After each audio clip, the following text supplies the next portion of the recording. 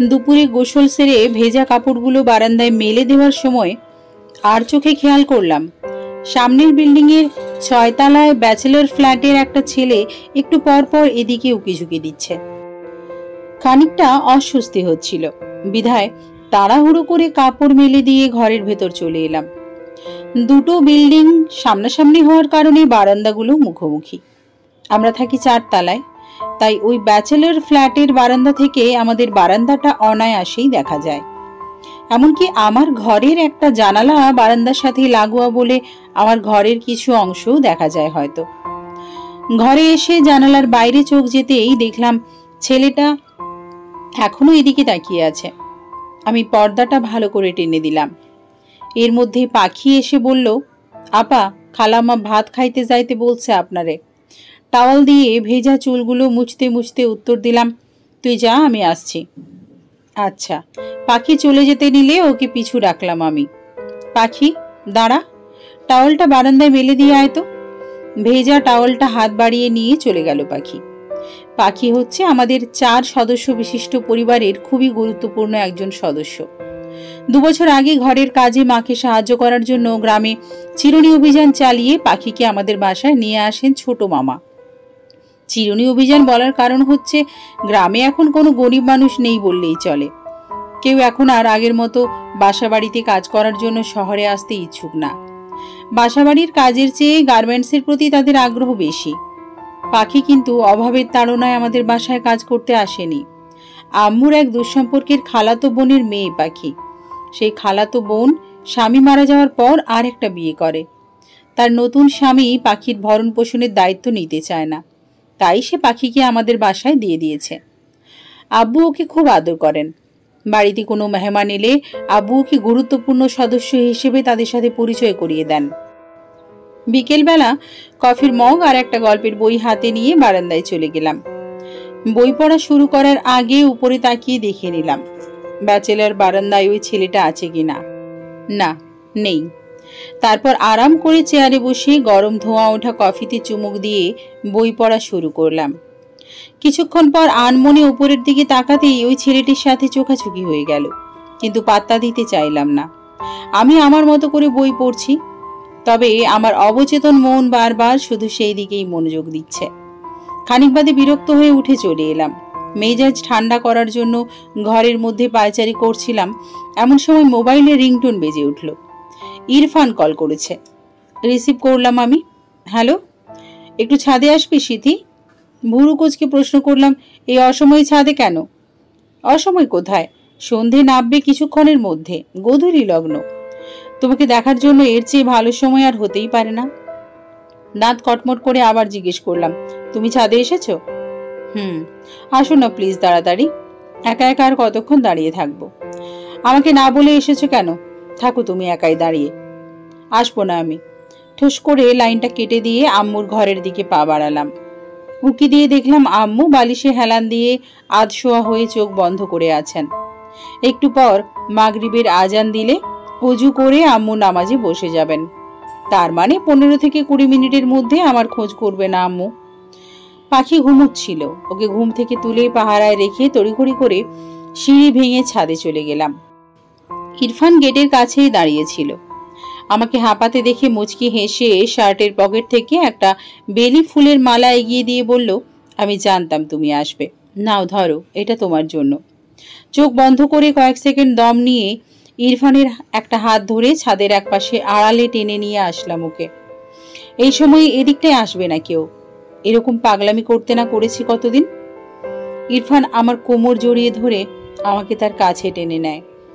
রেগে গেলে তোমার সৌন্দর্য আরো দ্বিগুণ বেড়ে যায়।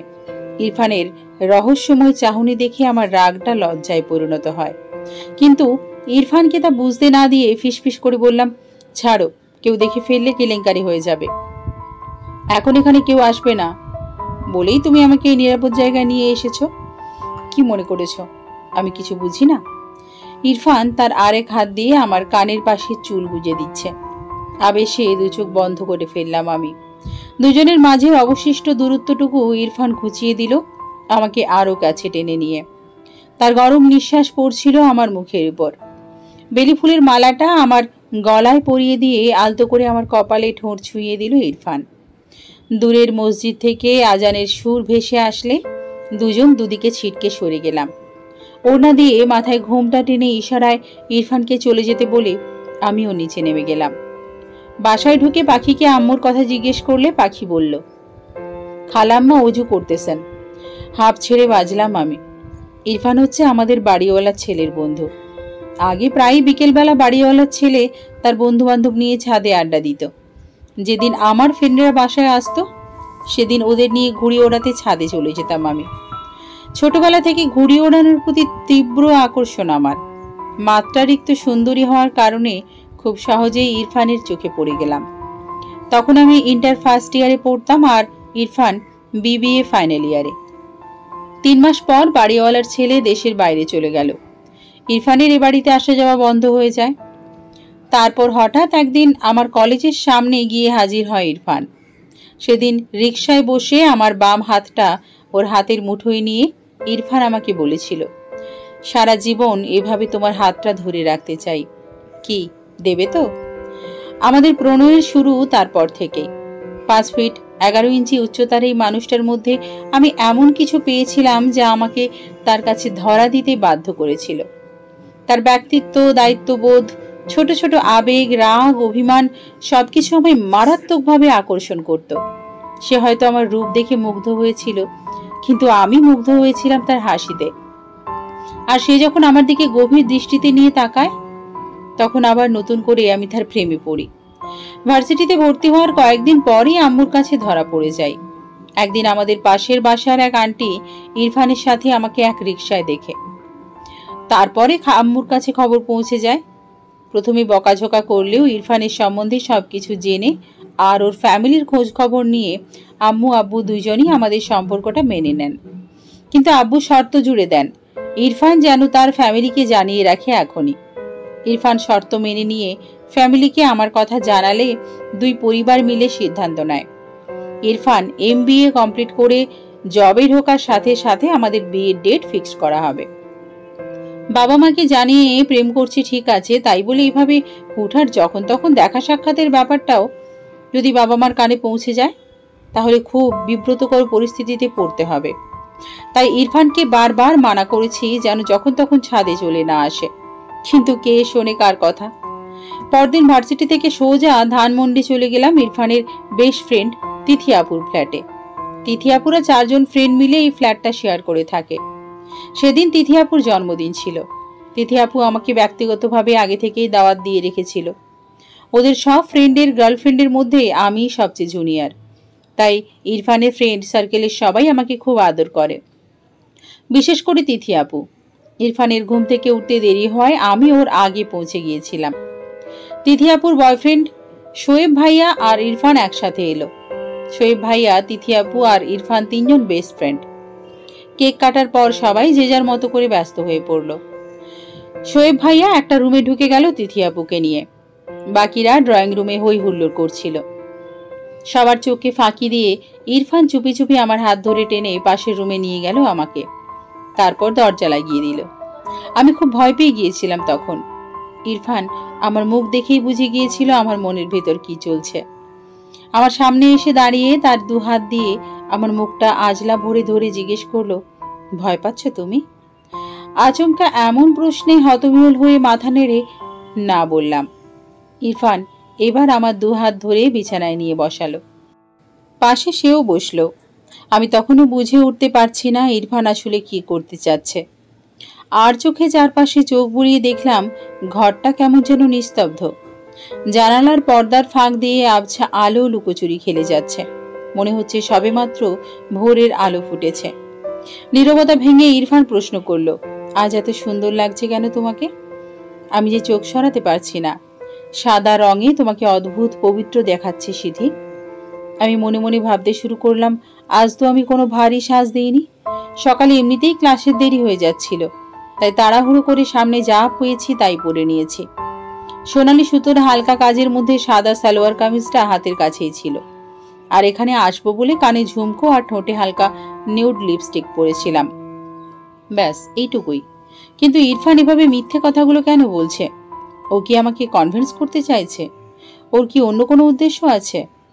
মাথার উপরে ফ্যান ঘুরছে, অথচ আমি দরদর করে ঘামছি। চমকে উঠলাম ইরফানের হাতের স্পর্শে। ও এখনো গভীর মনোযোগ দিয়ে আমাকে দেখছে। আজ তোমার কাছে একটা আবদার রাখবো। রাখবে?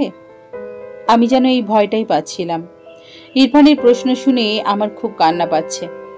এতদিনের চেনা মানুষটা কেমন যেন খুব অচেনা মনে হচ্ছে আজ। ইরফানের কণ্ঠস্বরে কামনা স্পষ্ট। নিজেকে সংবরণ করে কাঁপা কাঁপা গলায় জিজ্ঞেস করলাম, কি কি আবদার? আজ সারাটা দিন এভাবে আমার সামনে বসে থাকবে তুমি, আর আমি শুধু দু চোখ ভরে তোমায় দেখে দেখে তৃপ্তির ঢোক গিলব? ভয় পেও না, আমি আর কিচ্ছু চাইবো না তোমার কাছে। মুহূর্তেই আমি যেন আমার ভাবনার জগৎ থেকে ছিটকে পড়লাম। অবাক হয়ে জিজ্ঞেস করলাম, মানে কি বলছো এইসব? বাইরে সবাই অপেক্ষা করবে আমাদের জন্য, আর এতক্ষণ ঘরে দরজা বন্ধ করে বসে থাকলে কি ভাববে ওরা? হুম, ওদের ভাবনা ওদের কাছে, আমরা তো জানি আমরা কি করছি। আচ্ছা ঠিক আছে, আমি গিয়ে দরজা খুলে দিচ্ছি, সাথে এও বলে আসছি কেউ যেন আমাদের বিরক্ত না করে। ইরফান দরজা খুলে ড্রয়িং রুমে চলে গেল। ইতিমধ্যে আমার চিবুক বেয়ে টপ টপ করে 2-3 ফোঁটা পানি ঝরে পড়ল। না, এটা কোনো ঠকে যাওয়ার অশ্রু না, এই অশ্রু বিশ্বাস করে জিতে যাওয়ার অশ্রু। ইরফান সত্যিই আমাকে তার সামনে বসিয়ে রেখে আমাকে শুধু দেখে গিয়েছে সারাদিন, আঙুলে আঙুল পর্যন্ত ছোঁয়ায়নি। আর আমি বারবার লজ্জায় লাল হয়ে যাচ্ছিলাম, তবে এতটুকু অস্বস্তি লাগেনি। বসে থাকতে থাকতে একসময় আমি ঘুমিয়েও পড়েছিলাম। ঘুম ভাঙার পর দেখি আমার এক পাশে তিথি আপু আর তার রুমমেট বসে গল্প করছে, আরেক পাশে ইরফান আমার মুখের দিকে তাকিয়ে থেকে আমার চুলে হাত বুলিয়ে দিচ্ছে। ইরফানের এই পাগলামি ওর প্রতি আমার শ্রদ্ধাবোধ আরো বাড়িয়ে দিল। মানুষটাকে নিজের থেকেও বেশি বিশ্বাস করতে শুরু করলাম। বাসায় ফিরতে ফিরতে সন্ধে হয়ে গিয়েছিল সেদিন। আম্মুকে বলে গিয়েছিলাম তিথি আপুর বাসায় যাব, তাই দেরি দেখে আম্মু কিছু বলেনি। 2 দিন পর পাখিকে ছোট খালামণির বাসায় পাঠিয়ে দিল আম্মু। খালামণি হঠাৎ অসুস্থ হয়ে পড়েছেন। তার 2 বছরের ছোট বাচ্চাটাকে দেখাশোনা করার জন্য কেউ নেই, তাই পাখিকে কিছুদিনের জন্য পাঠাতে বলেছেন। পাখি চলে যাওয়ায় বাসার সব কাজে আম্মুকে সাহায্য করতে হচ্ছে আমার। আম্মুর কোমরে বাতের ব্যথার সমস্যা আছে, তাই 2-1 বেলা রান্নার কাজটা আমি করে নিচ্ছি। বাসার কাজের ব্যস্ততার জন্য ইরফানের সাথে আগের মতো দেখা করতে পারছি না, এই জন্য সাহেবের বেশ অভিমান করে আছেন। এদিকে ব্যাচেলর ফ্ল্যাটের ওই ছেলেটা আমাকে রাস্তাঘাটে ফলো করা শুরু করে দিয়েছে। বাসা থেকে বের হলেই ছেলেটার ছায়া দেখতে পারছি। একবার ভেবেছিলাম বাবাকে বিষয়টা জানাবো, কিন্তু পরক্ষণেই মত পাল্টালাম। কারণ ছেলেটা শুধু আমাকে ফলো করে যাচ্ছে, বিরক্ত বা উত্ত্যক্ত করছে তা না। তাছাড়া ছেলেটাকে দেখে বকাটেও মনে হয় না, যথেষ্ট ভদ্র এবং মার্জিত চলাফেরা তার। তখন এর একটাই সমাধান খুঁজে পেলাম, এড়িয়ে যাওয়া। 9 দিন পর ছোট খালামণি সুস্থ হয়ে গেলে পাখিকে বাসায় পাঠিয়ে দেন তিনি। বাসায় আসার পর পাখিকে কেমন যেন বিষণ্ণ দেখাতো। ওর মধ্যে উদাসীনতা খুঁজে পেতাম আমি। কাজকর্মে আগের মতো মনোযোগ নেই তার। আমি ধরে নিয়েছিলাম হয়তো খালামণির বাসায় ও কোনো কষ্ট পেয়েছে। পাখি খুব চাপা স্বভাবের মেয়ে, তাই মুখ ফুটে কিছু বলছে না। বাসায় ওর সাথে এই ব্যাপারে কথা বলা যাবে না, আম্মু দেখে ফেলবেন। তাই খোলাখুলি কথা বলার জন্য বিকেলবেলা পাখিকে নিয়ে ছাদে চলে গেলাম। আম্মুকে বলে গেলাম ছাদে ঘুড়ি ওড়াতে যাচ্ছি। ঘুড়ি আর নাটাই ছাদের একপাশে রেখে কার্নিশ ঘেঁষে পাশাপাশি দাঁড়িয়ে আছি আমি আর পাখি। আমি পাখির দিকে ঘুরে দাঁড়িয়ে প্রশ্ন করলাম, পাখি, খালামণির বাসায় তোকে কেউ কিছু বলেছে? পাখি খুব স্বাভাবিকভাবে উত্তর দিল, না তো আপা, ওইখানে তো সবাই আমারে খুব আদর করছে। তাহলে তোর মন খারাপ কেন? পাখি মাথা নিচু করে রইল। আমি আবার জানতে চাইলাম, বল কি হয়েছে?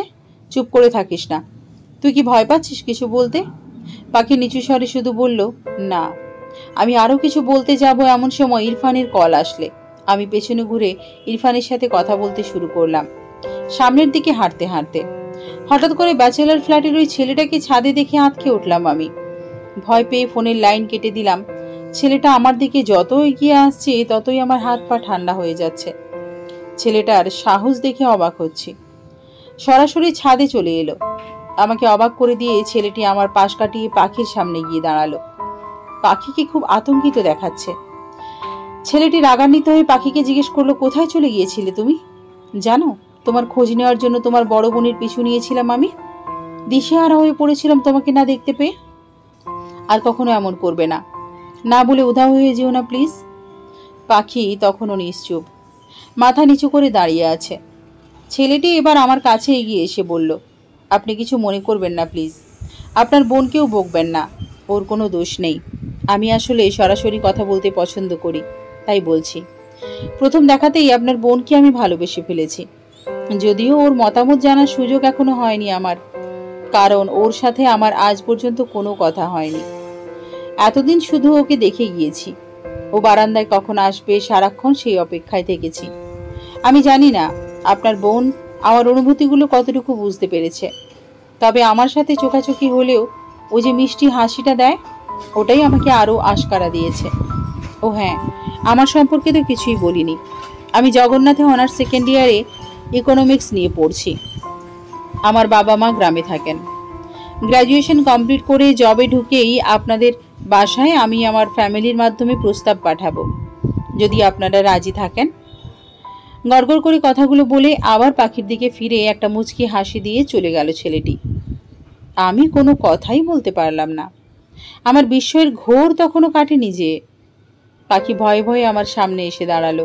আমি বললাম, এসব কি পাখি? এই তাহলে তোর মন খারাপের কারণ? পাখি এবার কান্নাকাটি শুরু করে দিল। আমি সত্যিই উনারে চিনি না, শুধু উপরের বারান্দায় দাঁড়াইয়া থাকতে দেখতাম মাঝে মাঝে। আর কোনো কিছু আনতে দোকানে গেলে ওনারে গেটের সামনে পাইতাম। আমাকে বলিসনি কেন? আমি নিজেই তো কিছু বুঝতে পারতেছিলাম না। কি বলবো আপনারে? ও, না বুঝি ওই ছেলের জন্য মন খারাপ করা শুরু করে দিয়েছিলি? পাখি আর কোনো উত্তর দিল না। কড়া করে নিষেধ করে দিলাম, এই ব্যাপারটা যেন আর সামনে না আগায়। আম্মু জানতে পারলে সর্বনাশ হয়ে যাবে। পাখিও আমার কথা মেনে নিল। সেদিন প্রথমবারের মতো পাখিকে খুঁটিয়ে খুঁটিয়ে দেখছিলাম আমি।